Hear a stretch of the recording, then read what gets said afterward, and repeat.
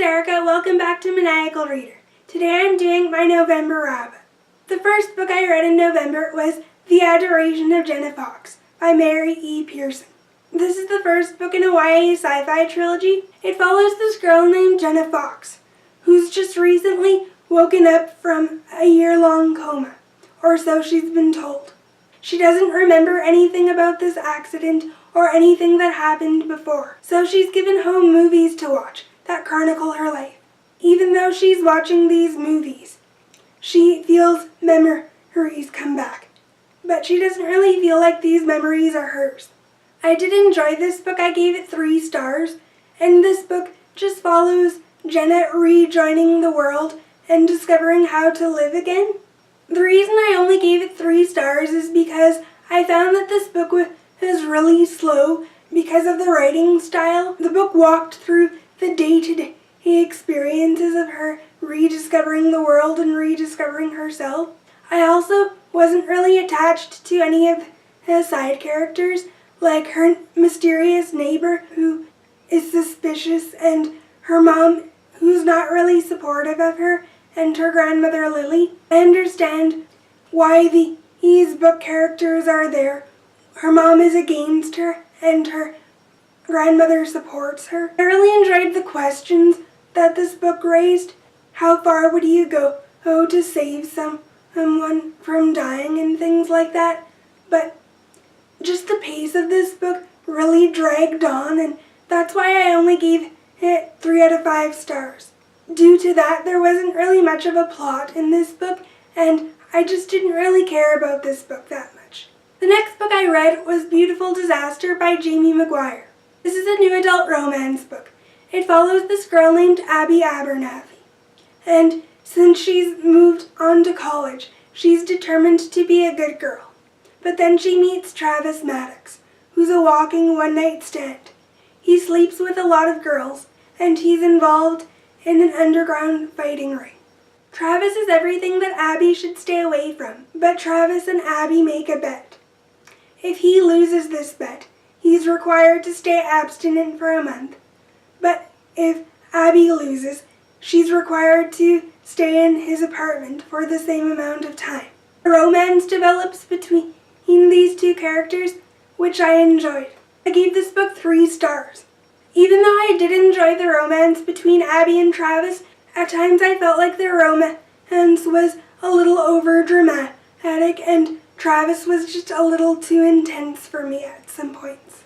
Next up, I have Under the Never Sky by Veronica Rossi. This is the first book in her YA sci-fi trilogy. It follows this girl named Aria who's always spent her life under the reverie, but when her mother goes missing, she's determined to escape from the reverie and find her mother. When she escapes, she finds more than she bargained for. She meets this guy named Perry, who's considered an outsider and a savage to the people who live in the reverie. Aria and Perry don't really like each other that much, but as the book goes on, their romance builds. I enjoyed the world building in this book, but it was a little underdeveloped for my liking. I also enjoyed the plot twists that happened in this book and the things that Aria discovers about herself. But in terms of the pacing, I found it was a little slow, since the majority of the book just chronicled Aria and Perry's adventures on the outside world, the day-to-day events of their journey. The pacing of this book just dragged on for me. I believe I gave this book 4 out of 5 stars. Naturally, the next book I read was Through the Evernight by Veronica Rossi.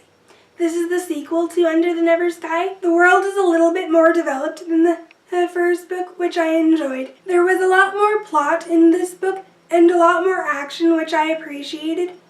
In this book, we find that Perry and Aria are going on separate journeys in this book. Perry is working on becoming king of the tides in this book and just being in charge of his clan, since his clan is left without a leader.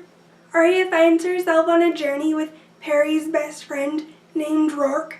Aria and Rourke are trying to find something called the Still Blue, which can save the outsiders as well as people in the reverie.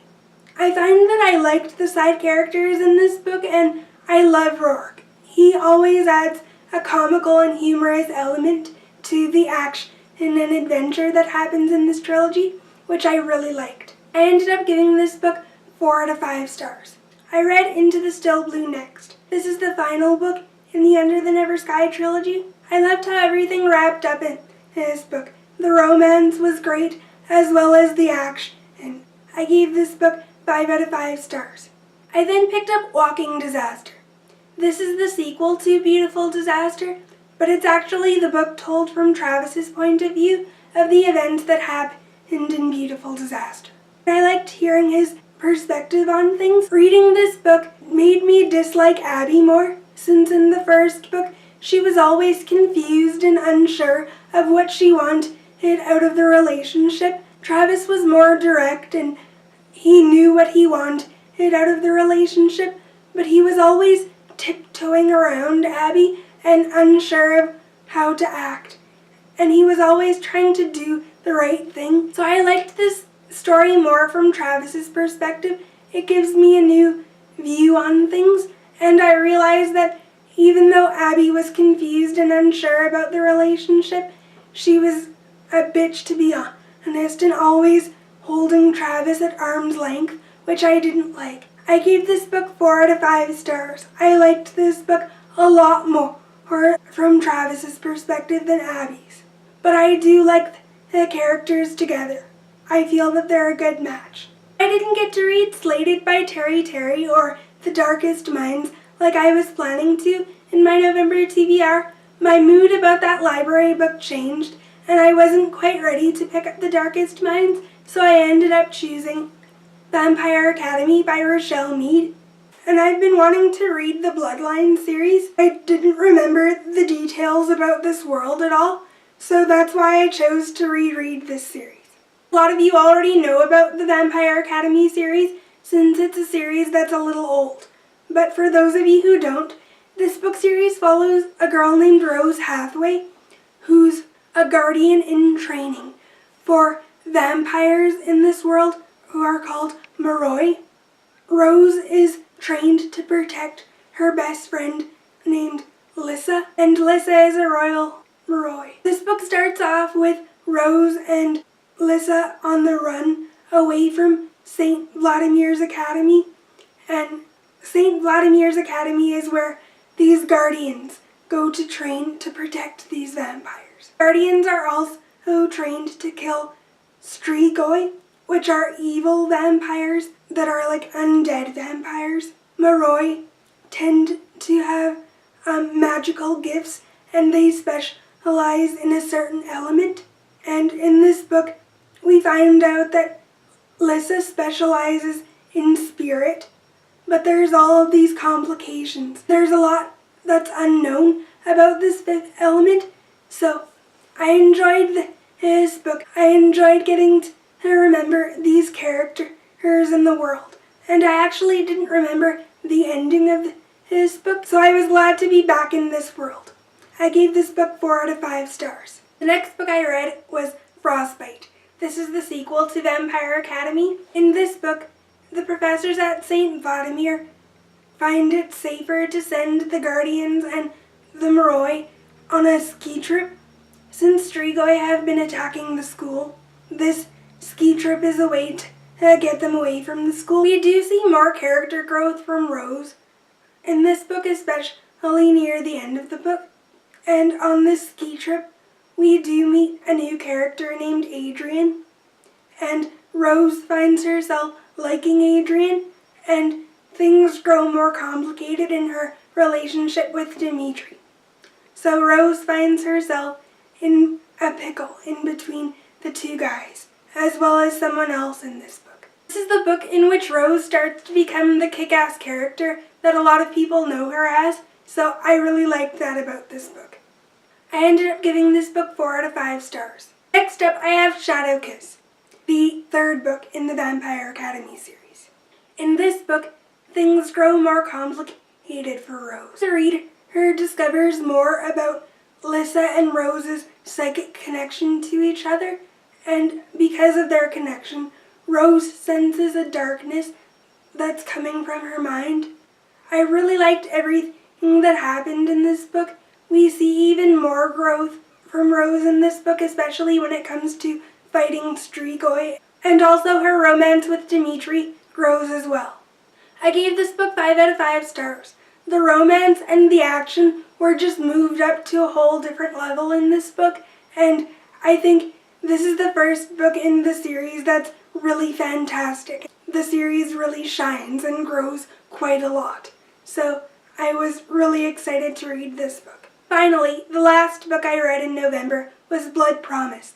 This is the 4th book in the Vampire Academy series. At the start of this book, Rose is on a journey to find Dimitri, based on the events that happened in the previous book. I won't go into too much detail, since this is the middle of the series, but we do meet a new character named Sydney, who helps Rose on her journey. I gave this book 3 out of 5 stars, because, yes, Rose is trying to find Dimitri, and Rose has a chance to meet Dimitri's family, which I thought was pretty cool in this book.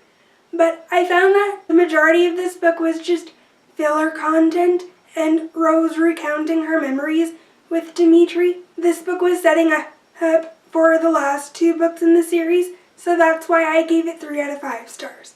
Yes, I did enjoy this book, but it was a little bit of a letdown from the fantasticness of the previous book. Those are all of the books that I read in November. Comment down below and tell me what books you read in November.